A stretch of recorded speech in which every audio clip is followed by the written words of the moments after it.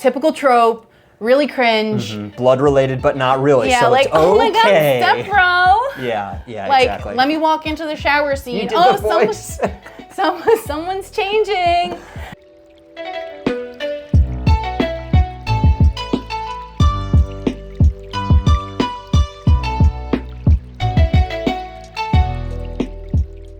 Hey all, we're Perfectly Mid. I'm Emily. I'm Steve. And we're missing someone today. Are we though? Oh, that's true. Well, I mean, you're married. You have to miss him. He's a casual. Yeah. So, you know, we got the really deep cuts today. Exactly. So we got the knowledge, the brain trust here today. But we're going to talk about the Anime Awards. Yep. We're going to talk about some romance series. But I think, first and foremost, any news? The news fits in the romance series. Yeah. So there have been a number of announcements since our last episode, but there were literally two today that we have very different opinions on. Two new season 2s got announced. One is Makeine, Too Many Losing Heroines. I know you're not fully caught up on that, but I'm psyched. Yeah. One of the darling anime of last season. Depending on which award series you're looking at and how mainstream their choices are, it actually won some things in some that I value more. On the other end of it, Cuckoos? What is that stupid series? A couple of Cuckoos? Thank you. I couldn't remember the name because I don't like it so much. Got a season 2. It's the Rent-A-Girlfriend of harems. At least in Rental Girlfriend, some of the girls are This is true. okay, where you're like, oh, I like this girl, I wish she would pick a better boy. Whereas in Couple Cuckoos, you're like, they're all trash together. They're all annoying. Yeah, and their parents aren't any better. It's generational trauma. So if you enjoy that, I'm sorry, I'm glad you like something. It's getting a season 2, but what a waste. Well, it's like chapter 119 and they still are trying to figure out if they're related or not. I think it's longer. I stopped reading it like 2 years ago, and as far as I understand, nothing has changed. Fabulous. Yeah, so we got a couple seasons, I guess, of that. Yeah, you can assume we're probably going to get a season 3. Ugh. Yeah. Anyway, that's all I got for news. All right. Besides the big news. Yeah, so the Anime Awards, the Crunchyroll Anime Awards, the nominees came out this week. Oh, interesting. I wonder how diverse the choices are. Well, when we were scrolling through it, I think it's the same 5 or 6 series throughout the whole thing. But I guess what we talked about last time, what's different this year is this the one where it spans? It's 5 seasons. Different, yeah. Yeah. For the awards for 2023, which they do obviously after the year, they didn't allow the fall season to be counted because I think they did the awards in, let's say, March, and they were concerned about recency bias, so they didn't let the fall season count, which is insane because there's always recency bias no matter how much time there is. Yeah. So Frieren, for example, was literally not eligible because it came out in the fall of 2023. So this time, fall of 2023 and all of 2024 are eligible. This is the only year it'll happen. They said they're not going to change things next year. They realized how bad of a decision it was, even though everybody told them that when they did it, and they're going back to what makes sense. I think it's the fact that we're still talking about 2023. I'm like, I can't even tell you what was in the fall of 2023. I can tell you one show, Frieren. Well, yeah. Yeah, for obvious reasons. That's lack of recency Yeah, I think bias. Apothecary Diaries maybe started its season then as well. Okay. Because I think those two came out about the same time. I don't think we saw. Yeah, the Apothecary Diaries are just looking at holistically, not like season 1 and season 2. There's not a lot of shows from that season that are still listed. I think Spy Family might also have been still running then. It's known, I wouldn't even say joke because it's true, that the Crunchyroll Anime Awards tend to be more mainstream in what makes its way to the top, which is confusing because they have a jury who votes. And I think they've started weighting the jury votes more, but it's a big group of jury. And I think a lot of them are but a number of them are media in the anime sphere. Yeah. So whether by choice or whatever, it just seems that because there's so many who maybe consume but aren't, I would say, deep in the culture, where they're consuming a lot of the non-mainstream shows, the mainstream stuff tends to make its way to the top. Yeah. But then, so the judges pick the nominees and then folks vote? Yeah, I don't know exactly how much, because with the final vote, it's a mix of fan vote. You can start voting today and vote every day. And then the jury has some weighting. I don't know if it's 50-50 or how they do it. They frequently adjust the choices. But yeah, as far as what ultimately made the cut, I think it was, I believe what they do is they just let all of their judges vote for things, and the top X number of things they suggest are what the nominees are. Looks like it's about like 6-ish a category. I also can't prove this in any way, but you will notice that Crunchyroll airs the most anime, but you don't see too many of the shows that didn't air on Crunchyroll listed, even if they did well. Like Oshinoko made the cut, for example. And movies, movies usually. But Orb isn't listed, which is wild that Orb didn't get nominated for anything. Yeah, or I don't think Blue-Eyed Samurai is on this either, and that was really good. Was that last year? Yeah, I think so. For some reason, I thought it was older than that. But in any case, but to be fair, even if it was, I wouldn't be surprised if it didn't cut, because I don't know who all the judges are, and I'm sure I know some of the people who do it do consume a lot of anime. I wouldn't be surprised if there's some people who watch 15 anime in a year, and it's all the popular stuff. Yeah, Blue-Eyed Samurai was 2023. I don't know when. So it wouldn't have cut. November 3rd, 2023. So technically would have, right? Oh, interesting. Yeah, it would have qualified. So Blue-Eyed Samurai didn't make the cut. Yeah. So what's the list? Is it super complicated? No. So I mean, we can. Do you want to start from the top or just the big? I feel like we have to start from the top because it's listed in so many other choices. That's true. All right. So the Anime of the Year nominees are Dan. No way. Delicious in Dungeon. You're kidding. Frieren. Kaiju number 8. What? Solo Leveling. No. And Apothecary Diaries. Unbelievable. Could have never seen that coming. To be fair, personally, aside from Kaiju number 8, and I don't think Solo Leveling makes the cut, but I get why it's listed. I agree with most of them, and all of our top anime the ones we chose for our top anime of that period, all are from our 2024 recap episode are on here. Yeah.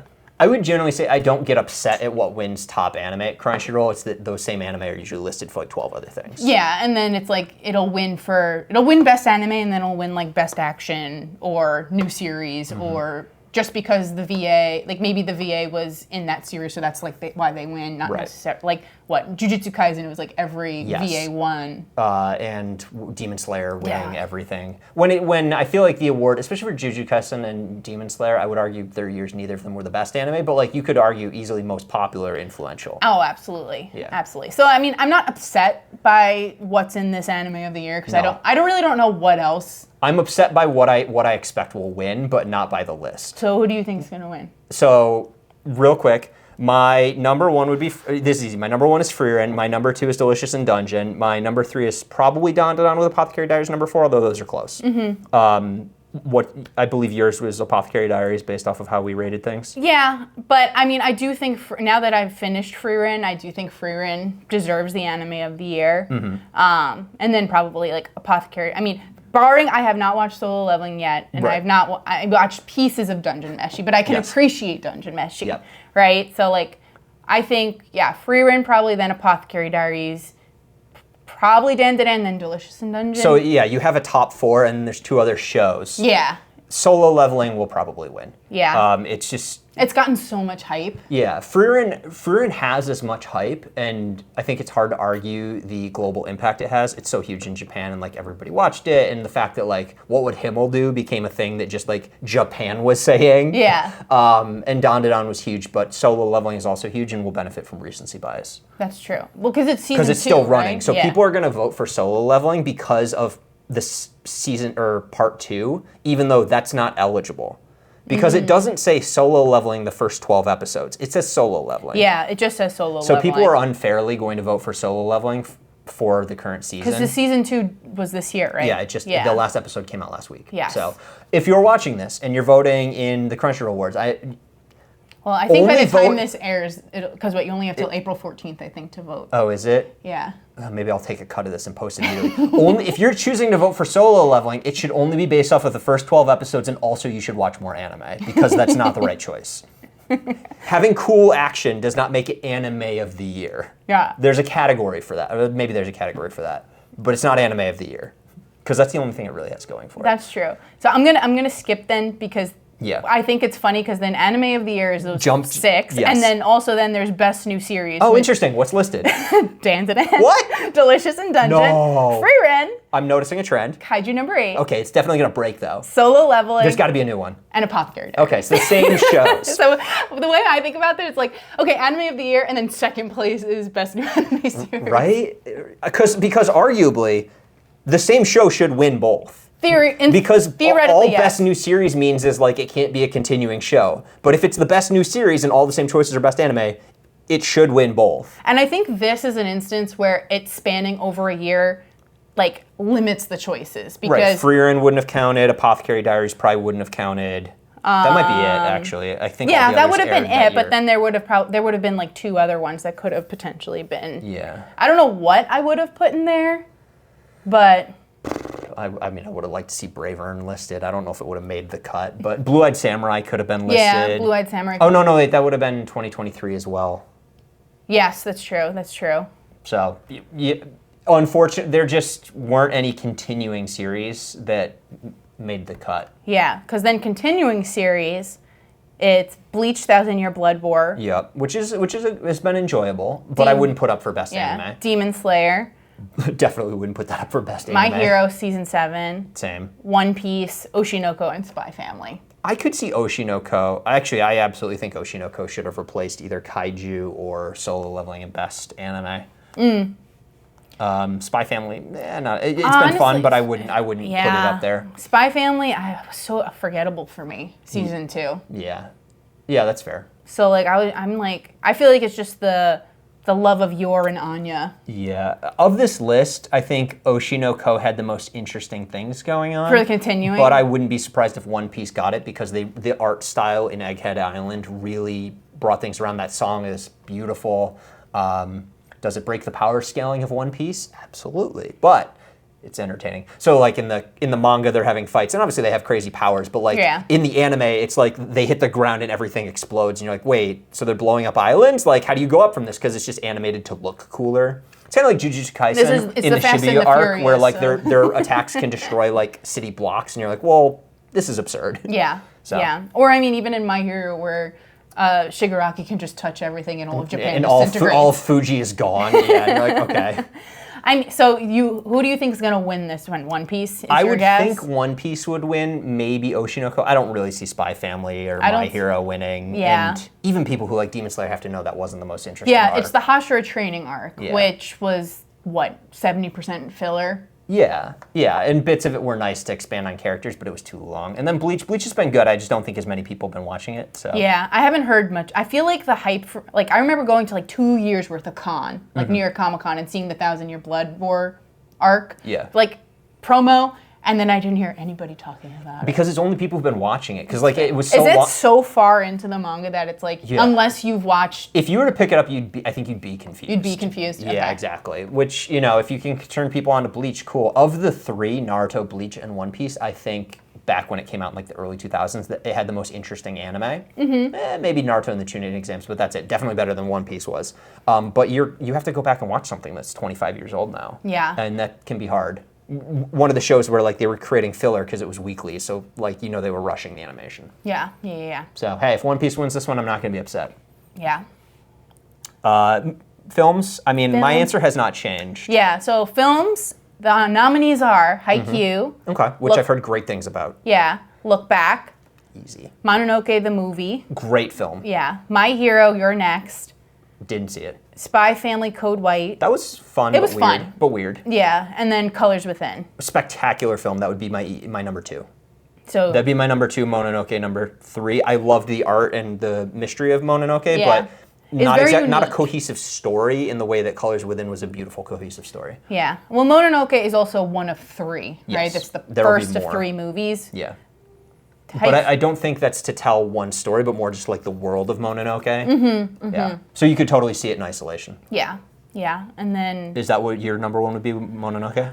Mostly just because of how unique it is. Yeah. Because it's something outside the box. It is. So I always root for the originality. Yeah. So that would be my like underdog pick. I don't think it's gonna win. No, probably not. Yeah, I think Colors Within will probably win. Interesting. I do think Look Back will actually win this one. You think Look Back will win this one? I think it was seen by enough people and they extended the air dates and everything. I would expect it to win.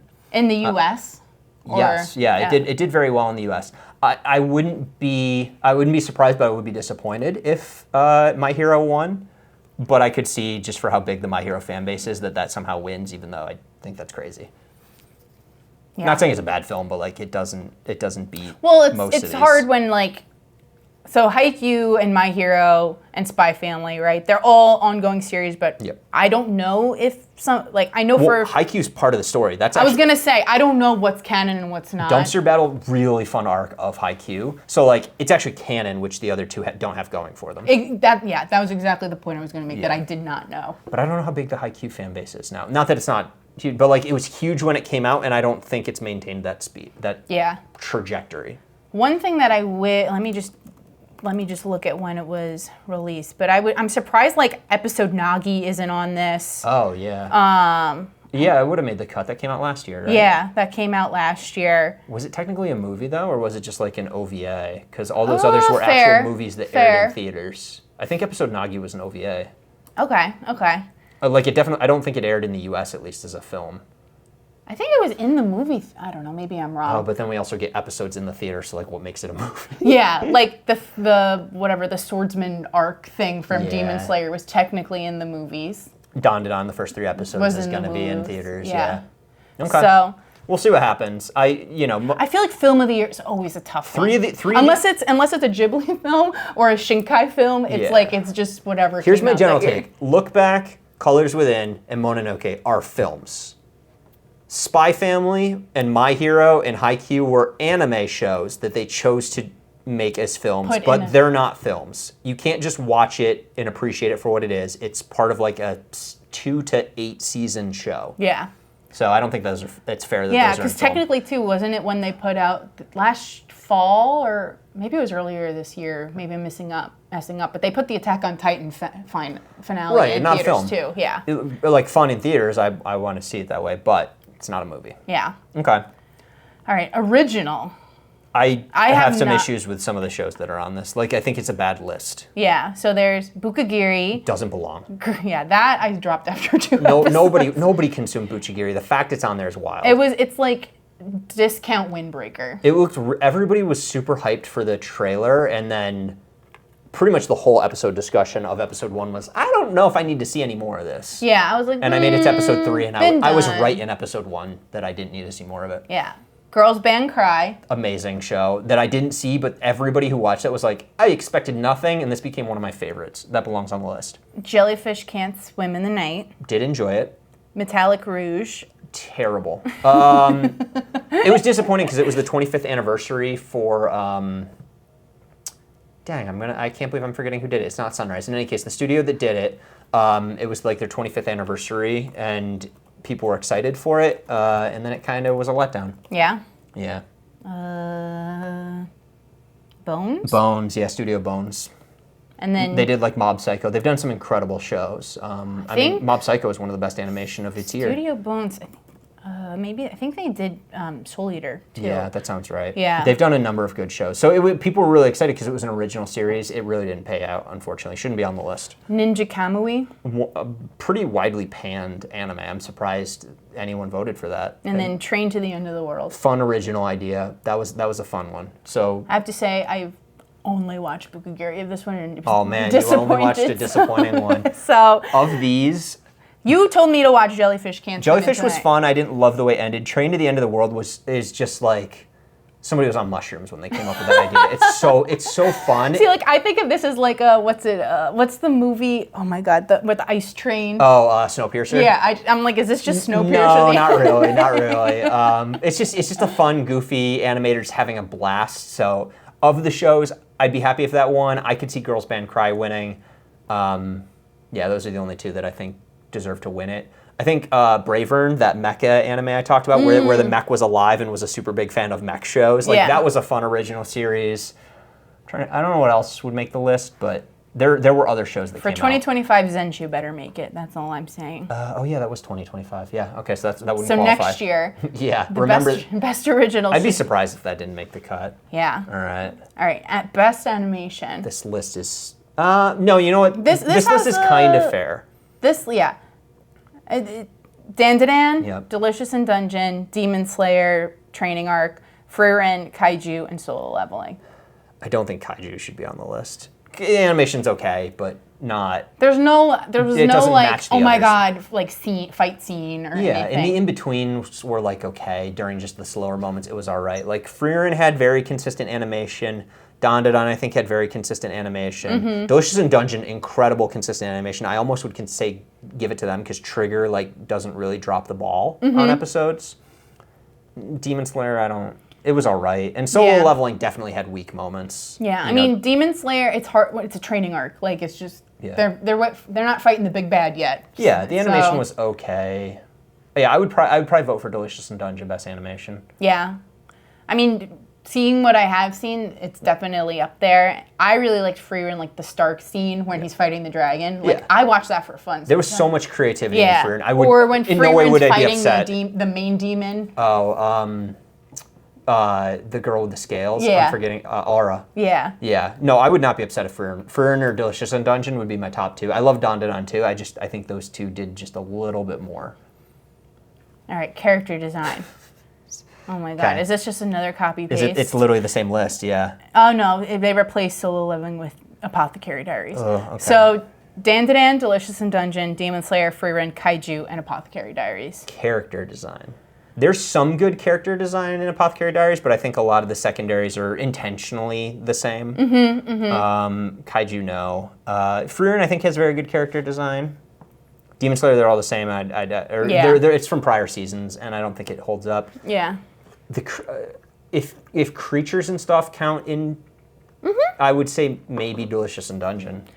Dandadan also had very interesting monsters, though. Yeah, Dandadan has interesting monsters, and it's like definitely a different style choice. Like, than your run-of-the-mill animation. Yeah. The reason I'm leaning towards Delicious in Dungeon is just sitting in on the panels and hearing, the directors and the producers talking about it, about like, oh, Marcel has a different hairstyle, and like, the creative ways that they cook the food and blah blah blah. Like, there's very thoughtful. The small faces and stuff that they would do, the orc design, and I mean, part of this is thanks to the manga too, but like orcs and elves and cat people don't look the way you would anticipate them to.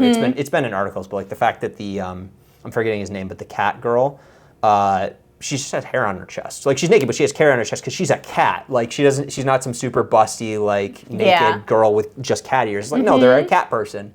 And I really appreciate that unique, even if it shouldn't be unique, like other people should have done it, but it's a relatively unique approach just not to creatures. Another cat girl. Yeah, exactly. So I'd be happy with that winning.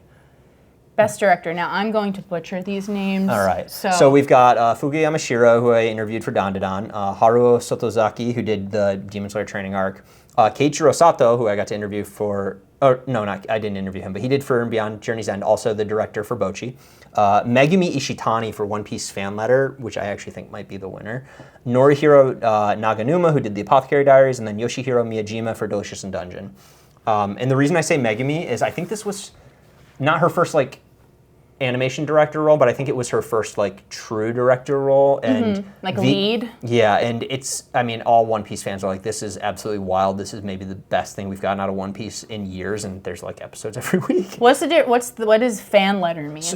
So the story is, I think it's literally an episode long, and it's 3 stories from random people in the One Piece world. So one girl is like, she lives on a little island, and she's like heard the stories about the One Piece pirates. It's like little vignettes. And she likes Nami, and one of them is just like a random, there's these huge battles with the Marines, who are kind of the villains, and everybody's got like these mega powers, but the Marines also have like just grunts. Yeah. And it's like one grunt in like the mega war, just running and trying to stay alive, as like these titans are fighting around him. So it'd be like if you were watching kind of what you get for a little bit, but like Attack on Titan, when those people are like falling off the cliff with the baby, if like the one woman with the baby, you'd followed her for like 8 minutes and knew who she was. Gave her some background. Yeah, and the art style is really, really cool. So I would love to see it win.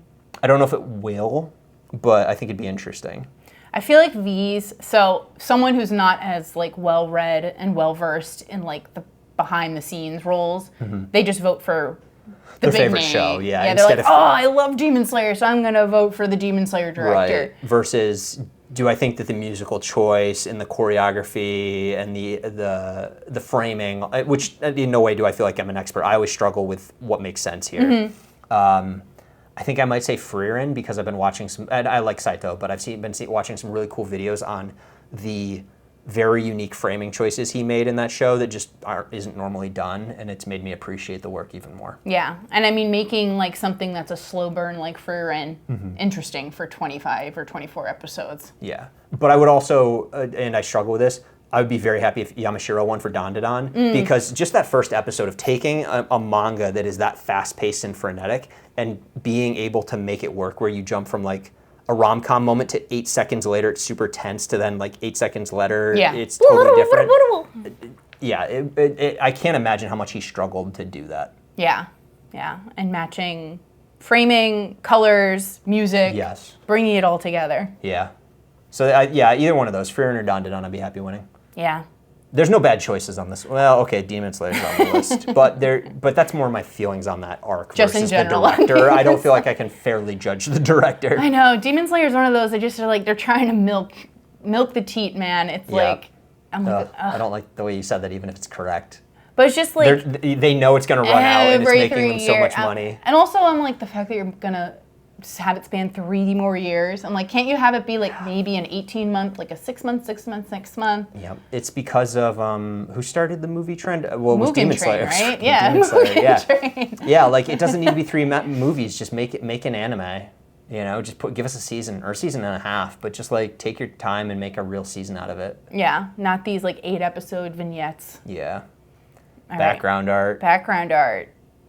So there's a curveball in here, which Pluto? You haven't seen it? Dandadan, Delicious in Dungeon, Demon Slayer, Frieren, Pluto, and Apothecary Diaries. I would have to really think back on these shows to think about who had the best background art. I mean, Delicious in Dungeon had, because usually stuff was happening in the background, but you don't count that. You just count the art. The dungeon looked really cool. I think Frieren had painted a beautiful world. Yeah, like the watercolor. Dandadan probably had the most diversity of them because you were constantly slipping into like the ghost You're or going alien into realms. different settings. Yes, exactly. But it was almost forgettable because like so much was happening in front of you. It was so kinetic. Not in a bad way. The characters are so kinetic that it's an afterthought to even look in the background. Apothecary Diaries, great background art. Pluto was actually gorgeous, and I wouldn't be surprised to see that win it. But again, I don't know how fans are going to vote on this one. Yeah, I mean, I feel like this will be like a... I don't think there's that much background art in Demon Slayer, to be honest with you. They're mostly in a forest or in a house. Well, they're at the compound, right? Yeah. I mean, it's fine background art. It's just there's not a lot of diversity to it, and it's stuff they've used before. I think Frieren's gonna win just because of the I'd be fine. The landscapes. Yeah, it was gorgeous. It gave you a real sense of the world that it takes place in, and I think if background art can do that without talking about the world, but you just get a sense of it from seeing it only, I think that tells a great story. You mean you're not the whole exposition about how there's a hill and a village in the hill and the da-da-da-da. Yeah, exactly. I'll read a book if I want that. Tolkien. Yeah, exactly. If you want every petal, flower. All right, now we're into the category you care about. Yes. Although I don't know how many of these you've seen. Yeah, well, so Best Romance, Sign of Affection, Blue Box, Too Many Losing Heroines, Ranma 1/2, Scott Pilgrim Takes Off, and Dangers in My Heart Season 2. So, I mean, I've watched Sign of Affection. I know the premise of Blue Box. Season 2 announcement, by the way. We're getting Season 2, which is awesome. Too Many Losing Heroines, so I'm watching. Yep. Haven't watched Ranma. I watched about 10 episodes of that. Scott Pilgrim I didn't watch. That. And then Dangers in My Heart I watched. Yeah. Scott Pilgrim I think is the weakest one on this list. Not in a bad way. I enjoyed it. It just, even though romance is an element to Scott Pilgrim, it doesn't feel that Is it literally just like Scott Pilgrim? It doesn't feel important because it's literally important to the plot. No, it's a different story. So in the same way that the movie and the comics are different, this story is also different. And I respect that, but I wouldn't give it best romance.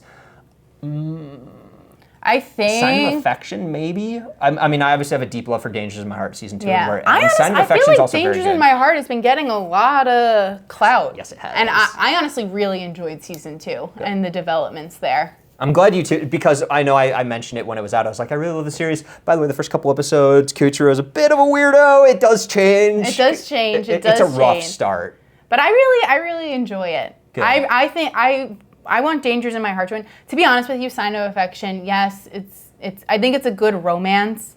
It's just like it's very much a slow burn. That's fair. Yeah, so like I don't think A Sign of Affection is as like easily it's not versatile. It's like you really have to be like searching for like that type of romance. And also Dangers in My Heart has payoff this season. Blue Box very good and the story does move forward by the end of it.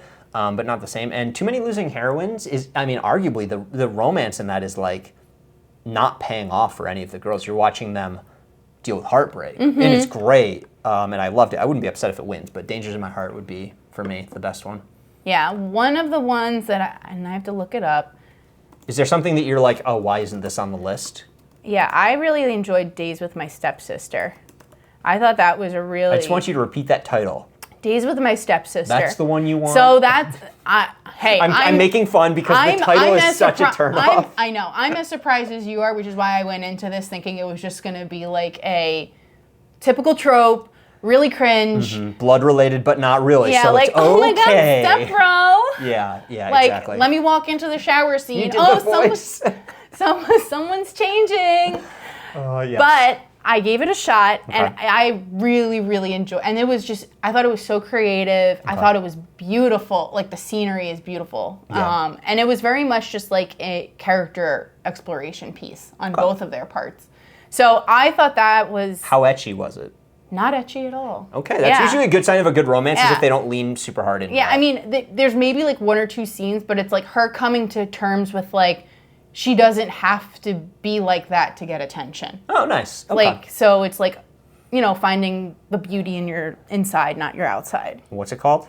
Days with My Stepsister. Okay, I might check out Days with My Stepsister. Not a thing I thought was going to happen. It's another slow burn, but I think it's like one of those like feel good, quiet shows, like lo-fi girl energy. Okay. Where it's like, put it on like a rainy day. I like those. Yeah. But I like, they're soft-spoken. The music is really pretty. So I really enjoyed that one. I knew it wasn't going to get on here, but... Not a terrible list, I will say. Not a terrible list. Some of the like best anime, best animation, director ones, I just know that fans are going to vote based off I liked the show the most. But there's at least some diversity in the, and we'll get into them, the genre categories. Yeah, I'm glad that it wasn't just like putting Apothecary Diaries on again. Yeah. All right, comedy. Yeah. So we have Delicious in Dungeon, Konosuba Season 3, Mashal, Dear Friend Nokotan, Ranma 1/2, and Spy Family. I don't understand why Spy Family is considered a comedy. Oh, it is a comedy first and foremost. It's got the action elements and like it's very weak on the romance, but it's got the found family element. But I'd say comedy is its main genre. But season 2, I don't think was very comedic. It wasn't as funny as. There's only one other show that I guess it would be my number 6 on this list. My number 5 is Dear Friend Nokotan. Yeah, that was a disappointment. It was a funny joke that could not carry 12 episodes. It was a meme for all of Con of 2024. Yeah.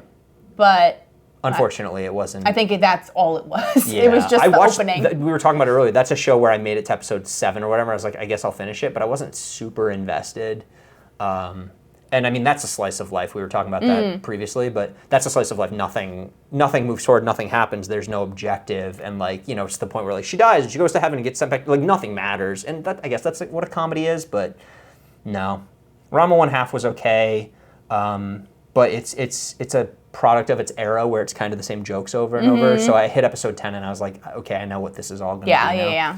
I would give it to, I love the comedy in Delicious in Dungeon, but I'd give it to Konosuba. Yeah, same. And I can't speak to Mashal. I only watched part of the first season. Mashal I think is funny because it's self-aware of how ridiculous it is. Okay. Like, it's funny because it's just like, this is a dumb show. But I mean, that's a fine line to walk. And everyone knows it's a dumb show. Versus like Konosuba is like, it's dumb, but still the jokes are smart. Yeah. Like, I equate every time someone says his name and he goes, he replies, I'll be your brother. That's my name. That's my name, yeah. Oh, and he says it so quietly that you have to be paying attention, but you're like, there it is again. He always does it. It's like how I equate like the Parks and Rec and 30 Rock humor. Like, you got to listen for or like, this is like a deep cut, but like not another teen movie. It's like you have like if you read all the signs in that movie or like the undertone of like people just screaming, there's jokes every 2 minutes. Konosuba, not literally all the time, but often there's 2 jokes happening at the same time, and you will miss the second joke. Yeah. You watch it in sub though. Does it? How does it? Does it? It works well, but I mean, I'm used to, at this point to like watching subs, but they do a good job of like putting other stuff in the subtitles, and periodically I'm like, okay, it was a tone thing or a word that he said in Japanese, but it comes across. Got it. Yeah. Konosuba. Konosuba for that one. Yeah. Easy. Yeah. All right, action. We got Bleach, Dan, Demon Slayer, Kaiju, Solo Leveling, Windbreaker. Windbreaker made the cut. Yeah. So thinking just on best action, so I don't agree with it. Solo Leveling is going to win. But for me, I think it'd be Dan. Action? Yeah, I think I would give it to Dan. Kaiju number 8, I don't think belongs on this. Windbreaker, great fight scenes, actually. I think the Windbreaker had really creative choreography. Yeah. Like fight choreography, which makes it interesting. Yeah. But yeah, I think... But if you expand action to not literally just fights, but just the things that are happening with exactly. action, like the running in Dan, the train scene, the dancing, yes. I think Dan was the most creative and didn't just have one style. Like Demon Slayer, good action, but it's one style all the time, and they're very, very good at it. But like Dan's doing like 6 or 7 different approaches to how to animate combat and chases. The scene where they're chasing the skeleton from the science classroom, like totally different moment. Yeah. So I'd give it to that. Yeah, I agree with you. I honestly can't even remember action scenes from Kaiju number 8. I mean, it's mostly them like it's skidding around a corner with a gun. Or it's just like, smash! Yeah. And then it's just explosion. Yep. Like bricks flying. All right, now it gets its own category, Isekai. I have seen almost every one of these. Yeah, so Konosuba, Mushoku Tensei, Zero. ReZero. Yeah, because I think Zero might be a different show. Oh, sorry. No, you're good. It's just, I'm like, there's another show called Zero. Suicide Squad, and The Time I Got Reincarnated as a Slime. Yeah, I didn't watch season 3 of Reincarnated as a Slime. Most people didn't watch it. It was referred to as Meetings, the anime. It's so poorly regarded. I can't believe they picked this. I mean, it's a popular enough Isekai, I feel like Suicide Squad 2 Isekai, like, awful. people hated it. Like, it came out, and people were like, this is garbage. I made it, I gave it 3 episodes, and I was unhappy the whole time. And not like, I was sad. I didn't want to hate it, because it's the writer of ReZero. He wanted to do a Flash anime. So the agreement, at least this is as far as we know, is, hey, if you write the script for this one, it does well, we'll let you do a Flash one. He's not going to get to do a Flash one.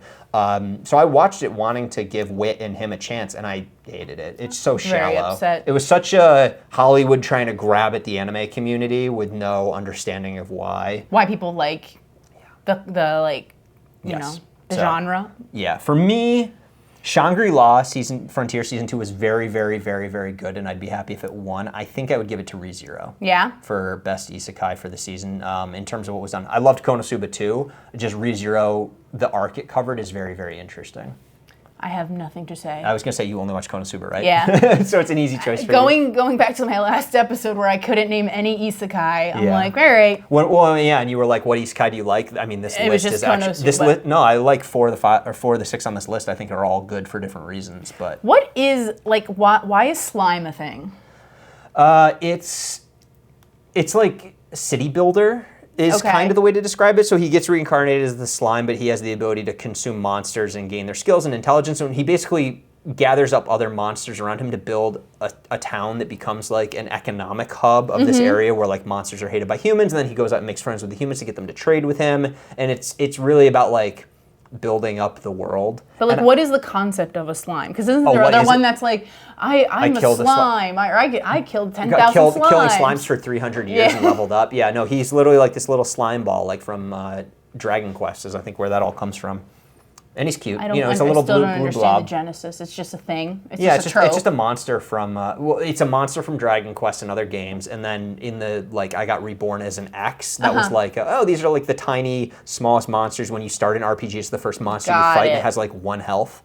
But then he becomes like a demon lord, and he's one of the strongest and builds up a community. Rattata. Yeah, exactly. It'd be like an anime if I was born as Rattata and I beat the Elite Four and became the greatest trainer in Pokemon. I was a Diglett. Now I'm... yeah, I was a Diglett. Now I'm still a Diglett, but I run the world. I would check that out. All right. Best drama. Sign of Affection, Dead Demons, Destruction. Yep. Frieren, Oshinoko, Pluto, and Apothecary Diaries. Dead Demons is the only one I haven't watched. I want to. I've read part of the manga. Love it, but I haven't finished it. Drama. Yes, drama. Pluto's a very good drama. Frieren has good drama, but it's like in I wouldn't consider it like it's not the category I would put it in. Yeah. I think I'd give it to Pluto. Yeah? Apothecary Diaries has drama too, but it feels more like a mystery. Which isn't a category. Yeah. Yeah, it's like, where else would they put it? Yeah, Oshinoko season 2 is also very, very good. And I was just going to pick that because it takes place in a drama. It takes place in a drama, and the best moments of it are drama. Like, you saw the Melt episode when he finally proves that he's learned. That's a huge dramatic moment, and it's probably the best episode. Yeah. So I wouldn't be upset if Oshinoko season 2 won. But I think I would pick Pluto. Yeah. Yeah. I can't really think of other dramas. I mean, probably Days with My Stepsister. That's pretty dramatic, but you know. It can't win Best Rom-Com and Best Drama. Well, then, same. Yeah, so then same goes for Sign of Affection. And yeah, I wouldn't say Sign of Affection is that dramatic, honestly. Yeah, it doesn't belong in that category. Yeah, I think they were just like, oh crap, we need something else. Yeah, and that's where I get the question of like, who's choosing to vote on these and like what other options were there, because that shouldn't have been on the list. Yeah. All right, Slice of Life. Okay. Laid Back Camp Season 3, Too Many Losing Heroines, Mr. Villain's Day Off, that was a fun one. Sounds just funny that it's a slice of life and it's like a villain. Yeah. My Dear Friend Nokotan, Sound Euphorium 3, and Dangers in My Heart Season 2. I don't think I would consider Dangers in My Heart a slice of life. There's episodes of it that might be, but like, it's very clearly progressing the whole time, so I don't think it belongs in this category. Yeah. You never saw My Mr. Villain's Day Off? He's the bad guy in like the Villains Against the Power Rangers, but he turns out he on his days off he just goes to Earth and he loves pandas. So he like goes to the zoo and then he goes to a convenience store and they've got like a panda bread. And he's like, this is so exciting, and he'll run into the Rangers, but it's his day off, so they don't know who he is. I can see it. Let me help you not get lost. It's cute. Yeah. I read it. I thought the anime was so-so. And I didn't watch Sound Euphonium. I'm sorry, Sound Euphonium fans. Is that like an idol anime? It's a girls in a band in high school, like music club band playing brass instruments and stuff. I don't know what I would pick. I think I would pick. I don't feel like Too Many Losing Heroines is a slice of life. In like nothing, the school year doesn't progress, but they're like helping girls get over heartbreak. Yeah. So of those shows, I like it the most, but I don't think it belongs. Yeah. I don't think that or Dangers in My Heart belong in this category. I feel like it's like, oh, did it take place in high school? Wait, they were both in romance. They shouldn't be in romance and slice of life. That's unfair. I don't think Dear Friend Nokotan should win anything, so I would give it to Laid Back Season 3. Even though I haven't seen it, Laid Back Camp is so good, I can't imagine Season 3 doesn't deserve it. All right. Oh, God. Best main character. Frieren, Kafka Hibino, Okurun, Mao Mao, Momo from Dandadan. So Mao Mao from Pocket Diaries, Momo from Dandadan. So 2 Dandadans. Yep, Okurun, Momo. And then Sung Jin Woo, the Omega.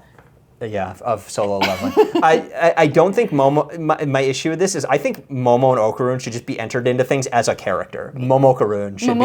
If it was Momokurun, I'd pick them collectively as best character. Because I love them both, but if it was just them individually, I'm like, no, I just like them together. Kafka doesn't deserve it. I get why Kafka's on this because, like, oh, there's an adult in an action show. Someone over the age of 30. And he behaves like an adult. But I mean, that stops. He is stops like behaving like an adult. Like very She's old. over a millennium, I think. She's over 1,000, so, you know, she's the oldest. I could see her or Momo I would be happy with. I love Okurun and, Mao Mao. I love Okurun and Momo, and I think next year, I feel like they'll argument. split votes. Yeah. I feel like having both of them in the same category will split the vote. Correct. And Sung Jin Woo is going to win this because every boy who hasn't watched better anime will vote for it. I agree. For the I am very pleased, though, that it's evenly split between male and female. Yes, it's not always like that. So good job, jury, on that category. Yeah, it's half and half. So yeah, I'm only upset that you even put Sung Jin Woo on the list because he'll win because of it, even though I don't think he's the best. Okay, so like taking him out, like who would you want to win? Mao Mao or Frieren? Yeah, same.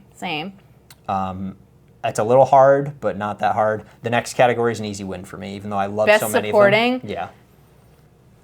Okay, so yeah, Fern, Himmel, Jinshi, Psycho, Senshi, and Turbo Granny. Yep. I enjoy all of these characters so much. I would be happy with any of them winning, but I think there's one who is clearly the best supporting character, and it's because he's the only one who's had a real impact on the world. Himmel? Yes. He is him. Yeah, it's got to be Himmel. Yeah, he's like the whole reason why Frieren is doing this. Yeah, he's not even technically in the show, and he drives everything. Every decision, He's also in his show the least of all of these characters. That's true. And yet is the most memorable. Not that the others aren't, but just like it's Himmel. If it wasn't Himmel, probably I would say Jinshi then after Himmel. I don't think I'd give it to Jinshi personally. I don't think you're wrong for that choice. I love Fern and Senshi a lot, but I think I would pick Turbo Granny for the utter chaos that she causes. Yeah, If not her, I think Senshi, because of how he just keeps the whole group going, and he's just like, yo, we gotta have like a good meal. Let me just whip up something amazing real quick. I know how to prepare all these creatures. I mean, yeah, I hope Himmel wins. Yeah. I would want Jinshi just because then he's like partner in crime to Mao Mao, and I love Mao Mao. Yep. And then your Turbo Granny, which I also get because like she also drives the story, dude. Without Turbo Granny, the third episode, they're like, all right, we're gonna do training. You're gonna do this every day, and she's like, yo, F that. You're coming to my tunnel tonight, or I'm killing you. This story's moving forward. Exactly. So, all right, then the protect at all costs character, or the Anya Forger category. This category is dumb and should be deleted. This is the Anya Forger Award, so it only makes sense that the first nominee is Anya Forger. Why is it the Anya Forger Award, Emily? Because she's won the past 2 years. And how old is this award? 2 years. Yeah, they literally created this for her to win it, and the year they put her up, none of their options even made sense. Exactly. And then there's Frieren, Okarun, Senshi, Tokiyuki Hojo from Elusive Samurai, and then Yuki Itoshe from Sign of Affection. Yep. So like, the must protect at all costs. Frieren should not be in this category because she protects everybody else. Same thing with Okarun, arguably, and Senshi. Senshi doesn't need to be protected. Yeah. Yeah. And like, Yuki is deaf, so... Yeah, that's like rude to handicap people to be like, oh, she's got to be protected. Like, she gets by life just fine, arguably. Like, better than most maladjusted. There should be a category for like, most capable. Yeah, or most has overcome adversity and succeeded. Yeah, exactly. And then who does that? The only real options I think are Anya, which she gets by just fine, and Tokiyuki Hojo, who's literally the young lord who is getting vassals who are like willing to do whatever they need, include die for him to protect him at all costs. He should win. I think the biggest snub here though is Baby Fern. Baby Fern needs to be protected at all costs. Oh my god. Protect her from heartbreak. Oh, yeah. That's a good option. I think Baby Fern versus Anya would be like the head-to-head. Yeah. I feel like if Anya's going to win, there's just no way Anya's not enough people have seen Elusive Samurai to give it to her, and not enough people have seen A Sign of Affection to give it to Yuki. Even know and the who other Yuki options is. don't deserve it. They don't make sense. It's the wrong category. Yeah. The category should be best party supporter. Like, keeping everybody going and taking care of what needs to be taken care of. And it's like Senshi keeping everybody fed. Frieren with, she's sloppy, but like knowledge of what to do. And Okarun being like the straight man, like, let's be reasonable and not rush into danger. Let's take a step back here. Yeah. All right. Miss Momo, why are you fighting with Miss Ira? I don't understand girls' feelings. You should get along. Let's resolve this instantly instead of having 3 episodes of miscommunication. Yeah, exactly. All right, best anime song. So we have Abyss by Youngblood, the kaiju number 8 opening. Bling Bang Bang Born by Creepy Nuts, which is if you don't know what that is. If you don't know what that is, you're not going to know any of these songs. Yeah, Fatal by is it G-E-M-N or Gem? I think it's Gem. Yeah. The Oshinoko Season 2. Level. Tomorrow by Together. Oh, it's a solo leveling. Yeah, it's the Sawano Hiroyuki song for solo leveling. Otonoke by Creepy Nuts, so another Creepy Nuts guy. And then The Brave by Yoasobi, which is Frieren. Yep. I actually don't think the Brave by Yoasobi is my favorite Frieren opening, so I wouldn't count that one. It's a good song, but I think there's the other opening I like better. I think this is another category where there's no use in voting. Because you think it has Bling Bang Bang Born, which is interesting because I think Otonoke is the better song. I mean, I agree. But Bling Bang Bang Born. I mean, but this is like the Nokotan meme-ness. Yeah. Like you could not go to a con in 2024 and not hear Bling Bang Bang Born. Correct. Which is fair. I mean, I'm not going to be upset that it wins. Song. I think Otonoke is the better song. And again, it's song. It's not anime opening, so you don't get to count. Not that I think that opening is as impressive as Otonoke anyways, but I think Otonoke is a better song. Like, I listen to that in the gym every day. Yeah. I still think, and like literally Bling Bang Bang Born and the way that they put it in the OP was made to be a meme. Yes, very much so. So what would you pick for song? What I think should win. Oh, yeah, of the list, and then what is your actual choice if it's not one of these? What I think is going to win is Bling Bang Bang Born. Agreed, it will. Probably, Otonoke. Okay. I really like Otonoke as well. I wouldn't be upset if it won't, but Fatal for Oshinoko, also an incredible song, but it won't win. Yeah. And Abyss by Youngblood. Song's okay. It's okay. I like the ending. We've said this before. Yes. The One Republic song. Yeah, that's what I listen to in the gym sometimes. That's fair. Because it's a good running cadence. Terrible ending animation. Well, but the song, the song is good. All right. anime score. So not song, not ending, score. Yeah. So Bleach, Thousand Year Blood War, Dan Dan, Demon Slayer Training Arc, which I can't remember a single song, Frieren Journey's End, Look Back, and Solo Leveling. Yeah, and you've got some crazy names here.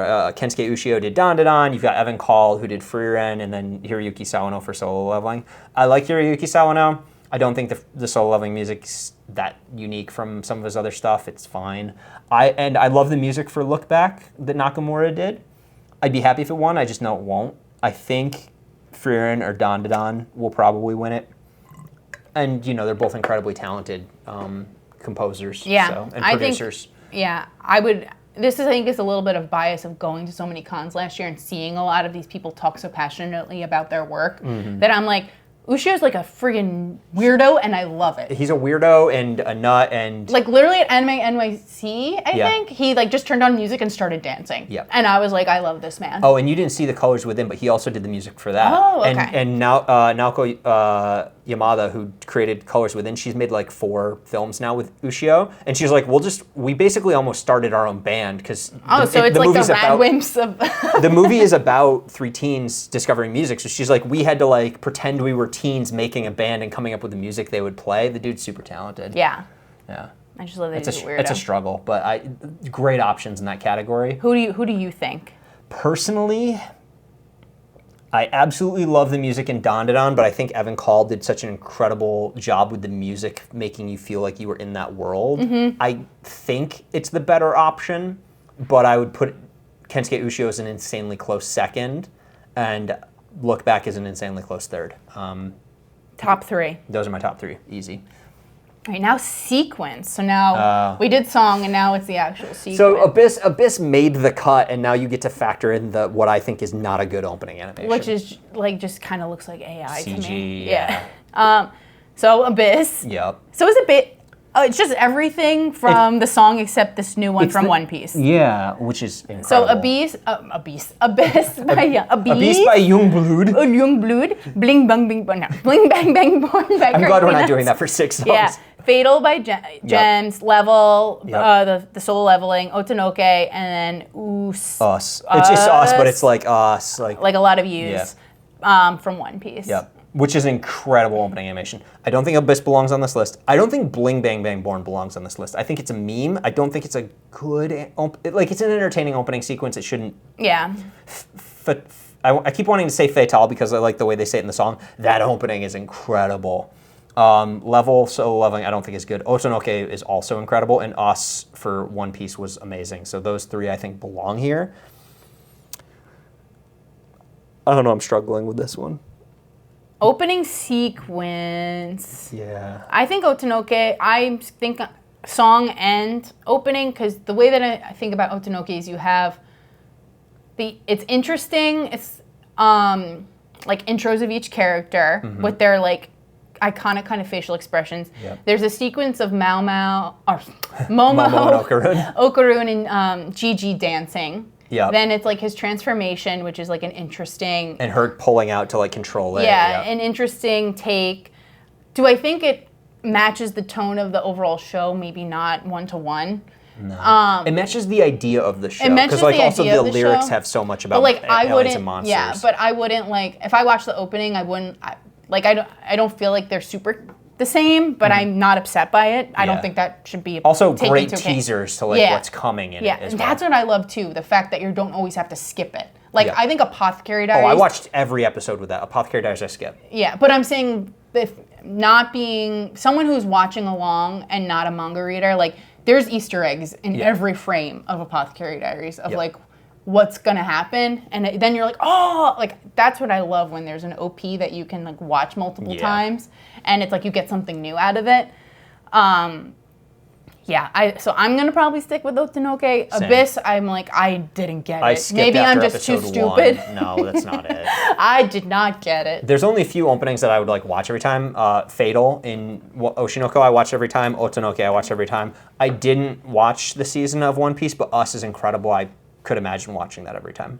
But I agree, Otonoke I think would win for me. All right, and then ending sequence. So I guess we just skip ending song. Yeah, it's not even a category. Or I guess anime song is just it's supposed to be everything, but it's all always the openings. Openings, yeah. Okay, so ending. Antonante from Ranma, one half. Okay. Burning. Oshinoko. From Oshinoko. That was a good one too. Kamakura Style from Elusive Samurai. Nobody didn't see that one.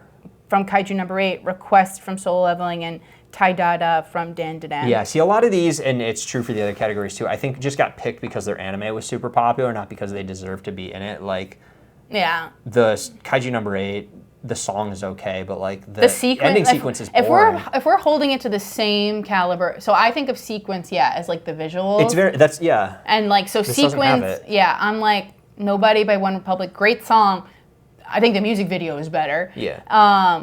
I don't think Taidaida by Zuto Mayo, I love the song, and the ending's cute, but like I don't think it should be up for best ending sequence. Yeah. It's just cute.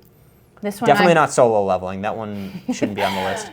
Steve's just like, anytime it's Solo Leveling. No. I just think I don't think any of the openings and endings. Actually, the new opening, which was this season, was really good because by Lisa with one of the members of. With Felix. Yeah, from Stray Kids. Yeah. That song should be up there, but not the other ones. I would give it to Burning by Oshinoko, personally. Yeah. I will say I thought Antante in the Ranma 1/2 ending was also really good. I'm indifferent. All right, VA Japanese. Yeah, I'll just read these quick. I know who I would pick, but it's Aoi Yuki as Mao Mao from Apothecary Diaries. Atsumi Tanizaki as Frieren from Frieren. Kenichi Suzumura as Bravern, incredible performance. I'm so impressed that made the list. Shion Wakayama as Momo from Dandadan. Saya Sembogi as Marcial Donato in Delicious in Dungeon, and then Natsuki Hanai as Okarun in Dandadan. I hate this list. Natsuki Hanai, not because of Okarun, although he's very good, he voices 9S in Nier Automata, which is my favorite video game of all time, so I struggle with just not giving it to him, but I think Aoyuki as Mao Mao had the widest range as a character. And so I think I would give it to her, but this list is incredible. The fact Bravern is on the list, which he should be, I'm just impressed the people who created this list even considered Bravern. Even acknowledge his existence? Yeah, all these options are great. Would not be upset with a single one of them. I'd give it to Aoyuki. I watch dub. Yeah. So, well, I was going to say you're going to have to answer the the next one because it's Arabic. We can't. We can't comment on Arabic. So the next few are Arabic, Portuguese, Brazilian Portuguese, which is different, I guess. Then Castilian Spanish, French, German, Hindi, Italian, Latin Spanish. So. But not Spain Spanish. What? So we are going to then just skip to the English. Or regular Portuguese. Yeah. Okay. Portuguese. All right, the English. What I we guess, got? yeah. So we have AJ Beckles as Okarun, Alex Lee as Sung Jinwoo, which he'll probably win it. I'm pretty sure he's gonna. So then this is so interesting. Jesse James Grell, who's Armin Artlet, this is the only Attack on Titan that final I've seen. Season, final chapter, special 2, which means the movie. The movie. Wow. So it technically made the cut because it was in theaters. I guess, yeah. I didn't even realize that. Okay. Mallory Rodak as Frieren, Sarah Nadachani as Alia from Alia Sometimes Hides Her Voice in Russian. Surprising consideration. And then Sungwoo Cho as Senshi. Which would be my choice. I would pick him. Because I haven't heard all of their voices. I have heard his as Senshi, and I think I've heard AJ Beckles as Okarun, and I've heard Alex Lee as Sun Jinwoo. I would pick Sun Jinwoo. I think he did a really good job with it. Yeah. I'm not upset I think with Alex Lee is going to win because Alex Lee is like hot ticket item right now. I mean, I thought you were going to stop it at hot. Hot ticket item. Yes. I mean, the fact that he has to cap his lines within 2 hours of opening at any con just shows how like his clout power right now. He's like unstoppable. So yes.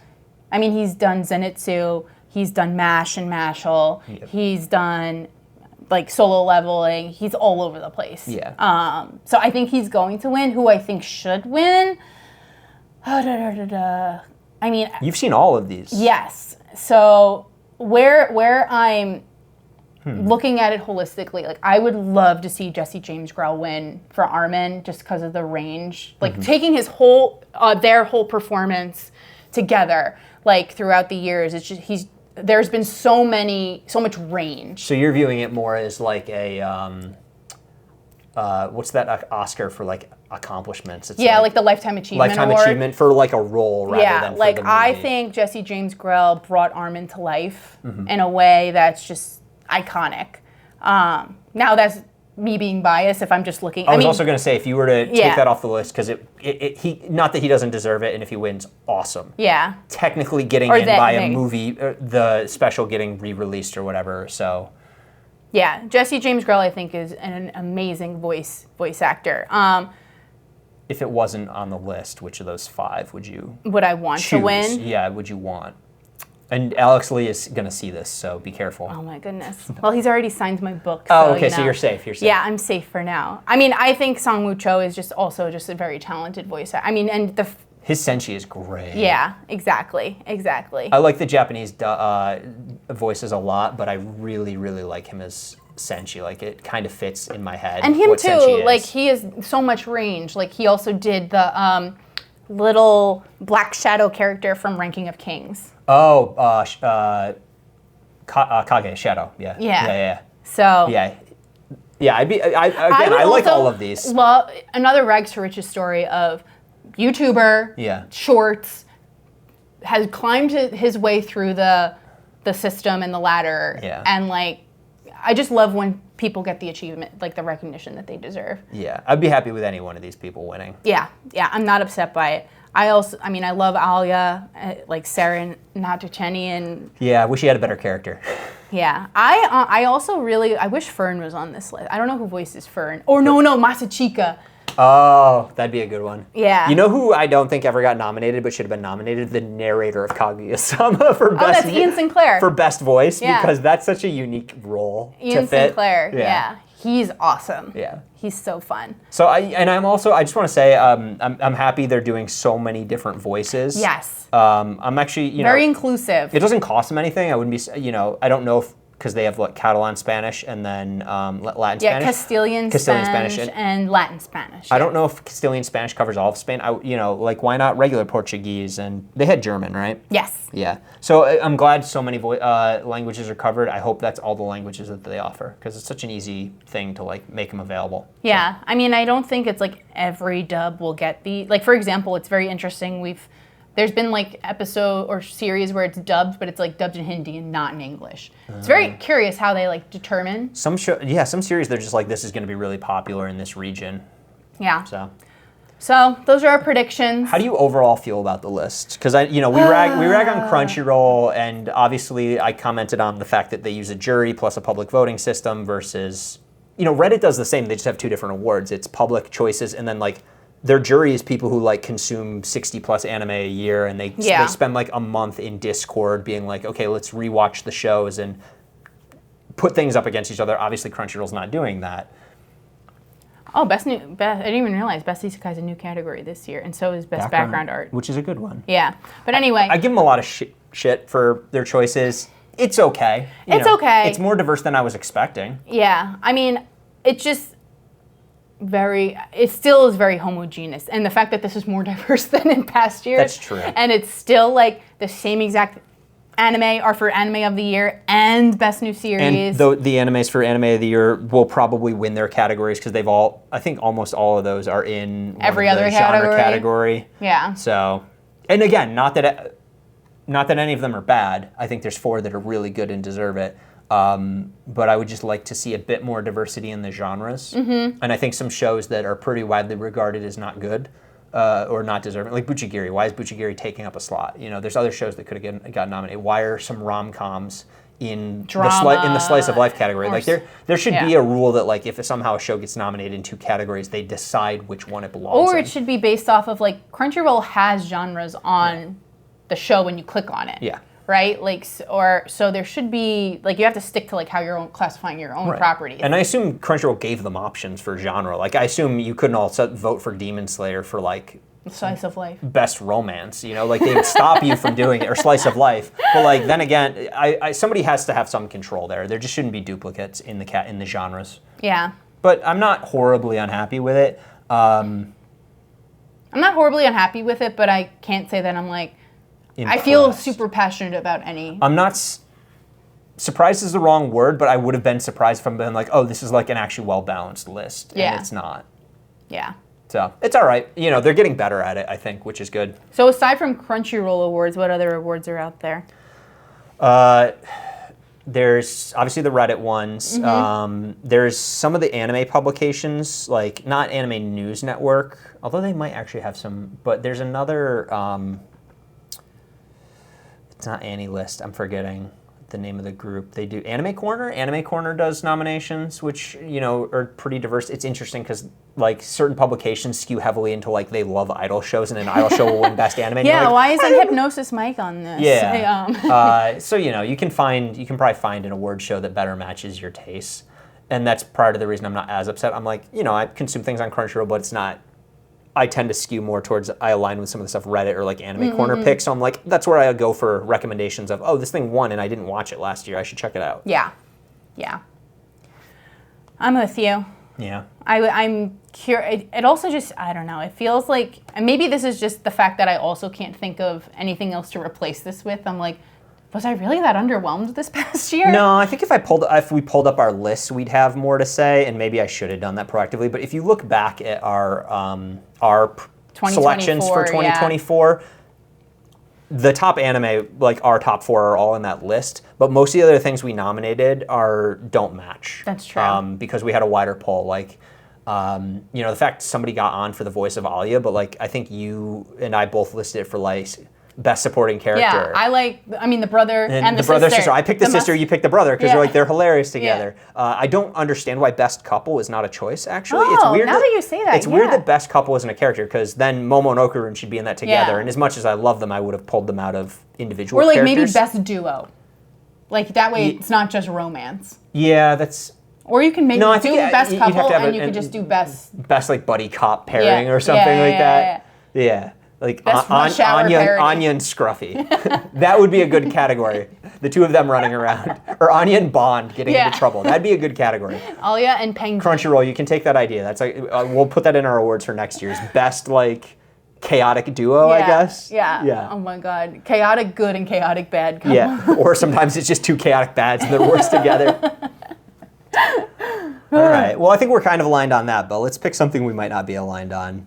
You and I both recommended some romance manga to each other to potentially check out. And we did it on short notice, so you gave me 4, and I did read at least 1 chapter of each. I might have done one on the subway here, but... That's okay. I got really into one, and then I did the same. And then I read 1 chapter of the other one. Yeah, just not enough time. We might come back to these later. So let's just focus on the ones that like we actually like read. Let me go really fast on them, because there's 2 I only read a chapter of. That's fine. How I Met My Soulmate, just because all of a sudden I was like, wait, I only read 3 of these. So I read like a chapter and a half on the subway on the way here, and I don't quite know yet where it's going, but it's girl in college finally being like, I haven't met any guys, and of course she's got they always have the girlfriend who like pulls them out of their comfort zone. The wing woman. Yeah, pulls her to a club, meets this guy with like blonde hair and glasses who like seems really off-putting, and then cut to the end of the chapter and it's like, actually that was like a wig or something, and he's not actually like that. So I'm intrigued by it.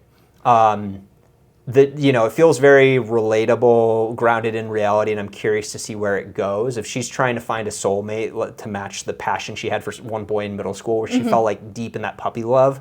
So I'm curious to see where that goes. I'll keep reading that one. The other one I didn't read a ton of yet is Living Room Matsunaga-kun.